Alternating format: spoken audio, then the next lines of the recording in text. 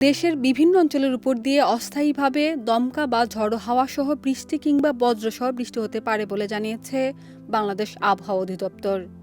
সংস্থাটি বলছে, দেশের ৬ জেলায় ঘণ্টায় সর্বোচ্চ ৬০ কিলোমিটার বেগে ঝড়ো হাওয়া ও বজ্রসহ বৃষ্টির সম্ভাবনা রয়েছে। এছাড়া নদীবন্দরসমূহকে ১ নম্বর সতর্ক সংকেত দেখাতে বলা হয়েছে। আবহাওয়া অধিদপ্তর জানায়, ৩১ মার্চ ঢাকা, ময়মনসিংহ, নোয়াখালী, কুমিল্লা, চট্টগ্রাম অথবা উত্তর পশ্চিম দিক থেকে ঘণ্টায় ৪৫ থেকে ৬০ কিলোমিটার বেগে দমকা অথবা ঝড়ো হাওয়া বয়ে যেতে পারে। এসব এলাকার নদীবন্দরগুলোকে ১ নম্বর সতর্ক সংকেত দেখাতে বলা হয়েছে। এর প্রভাবে দিনের তাপমাত্রা সামান্য হ্রাস পেতে পারে। এদিকে আবহাওয়ার পূর্বাভাসে বলা হয়েছে, আজ সকাল ৬টায় ঢাকায় তাপমাত্রা রেকর্ড করা হয়েছে ২৬.৭ ডিগ্রি সেলসিয়াস এবং এ সময় বাতাসে আর্দ্রতার পরিমাণ ছিল ৮৩%।